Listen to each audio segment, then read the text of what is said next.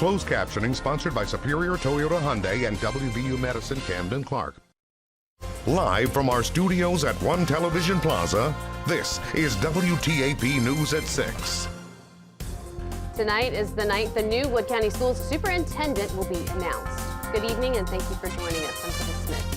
The Wood County Board of Education is meeting right now at the board office to name a new superintendent. The final 4 candidates gave 15-minute speeches last night to the public about why they believe they will be the best candidate for the job. The 4 candidates are Richard Duncan, Michael Fling, Walter Saunders, and Christy Willis. Each candidate had 2 minutes to answer the crowd's questions. The biggest thing the candidates talked about was community involvement and how important it is to stay involved and make connections. I was thinking, why couldn't we reimburse some college credit when you get hired? And that's something I would like to take a look at. We have some personnel matters that, because we've been blessed with federal monies through ARP ESSER, we're able to offer a lot of employees to our students and give assistance to those students as an intervention. But that money eventually will come to an end. And we've already been talking as a staff in the central office that when that comes to that time, that's going to be some major changes for us. We have to be student and community centric in our approach to school, period. Student and community centric. Our schools have to be safe, secure, healthy environments for our students to learn in. Everyone needs to be able to learn in those schools. And we need to be intentional about our involvement. The teachers always try to make that personal connection critical to their success. Why don't we apply this to other situations with employees and with the community?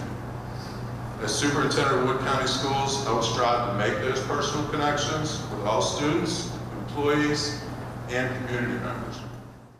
We have a reporter at the board meeting right now. It is at the board office on 13th Street. We will update you as soon as we know the new superintendent's name.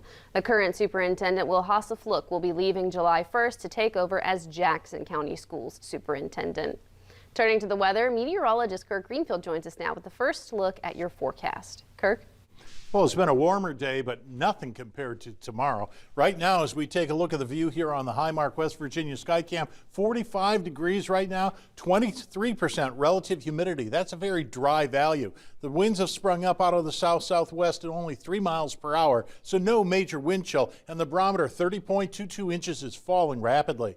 Well, a red flag warning has been posted for tomorrow from 1 until 8 in the afternoon due to the risk of wildfire. Things will be so dry and so windy that it could be a real risk. The evening forecast suggests we'll be about 42 at 8 o'clock and drop into the upper 30s as we go, but rain showers are likely to develop, especially as we get past midnight. Compared to the storms on Thursday, though, this might be nothing. I'll be talking about the days to come when I return. Back to you. Thank you, Kirk. It's National Mom and Pop Business Owners Day, and the MOV is in no short supply of hard-working people who put in long hours every day to provide local products and services. Family-owned businesses have been through a lot the past few years due to the COVID-19 pandemic, inflation, wars across the globe, and changes in sectors like technology and energy solutions. Jill Parsons, the president of the Chamber of Commerce of the Mid-Ohio Valley, says its mission is to help local businesses be resilient in these hard times. She says the chamber stepped in to help these mom and pop businesses during the pandemic by helping them apply for special COVID grants to stay in business. She says these businesses are dealing with different challenges today. The common theme that we hear from a lot of our employer members is the challenges with getting workforce, keeping and maintaining their workforce, and then also supply chain issues. So getting supplies, pricing, inflation, impact to their bottom line to be able to order supplies, being able then to have to price their products and services to be able to cover all those costs. Those are pretty much the common denominators amongst all of our members. Another chamber helping mom and pop businesses is the Marietta Area Chamber of Commerce. Kelsey Eaton, the president of the Marietta Area Chamber of Commerce, says they work with a lot of the same businesses that the MOV Chamber works with. She says they have over 500 members who use the resources and network opportunities the chamber provides. Hear more from Eaton and Parsons later tonight at 10 and 11. Vietnam veterans come together at the Parkersburg Armory to give themselves the welcome home they did not get when they came back from Vietnam. Vietnam veterans came together for the Welcome Home Vietnam Veterans event. This event works to bring veterans together and give them a platform to be honored. The event also comes with resources that veterans can use, like counseling services, the Disabled American Veterans Chapters 32, and the local Veteran Affairs. Event organizer and Vietnam veteran Jerry Smith says that the event works as therapy for the veterans. PTSD is real. You know, I mean, not only for us Vietnam vets, but for people that do, emergency services here in the county or wherever. PTSD is real, and you know, we need to work our way through it, and that's what the counseling and everything like that's all about. And to get around guys. If I'm around other vets, that's the best therapy for me. You know, I mean, I like people that are not veterans, but I feel more comfortable around veterans. You know, so that's therapy for me, and it just means a great deal. He says there were about 150 people there. The Parkersburg South ROTC was there to perform, and the Parkersburg South Choir sang the national anthem and My Home Among the Hills for the veterans. St. John Central School teacher Kelly Arnold is honored as the Jan Dills Golden Apple Award winner for March. Arnold has been teaching for 35 years at St. John's. She's taught physical education courses and reading comprehension. She has children that go to St. John's and now has grandchildren at the school, which she calls a fun family atmosphere.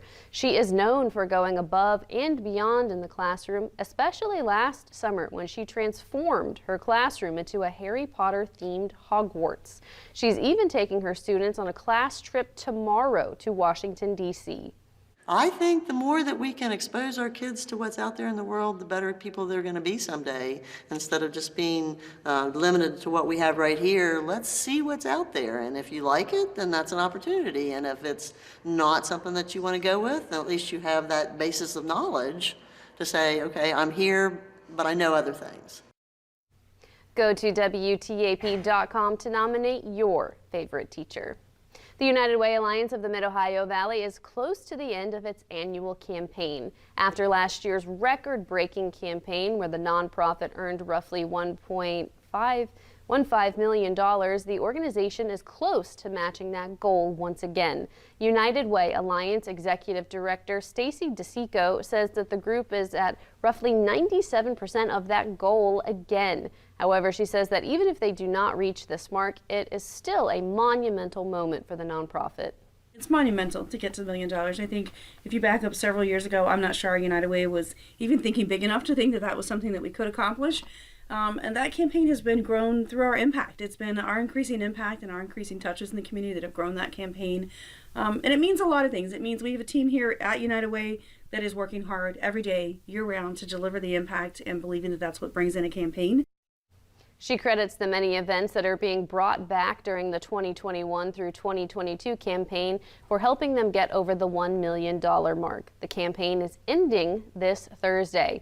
You can help the nonprofit get closer to this goal by clicking on the link on WTAP.com. Still ahead, the Dean of the House, Don Young, is honored at the Capitol. What members from both sides of the aisle said during the lying in state ceremony. Mercury will jump more than 30 degrees tomorrow. That's next.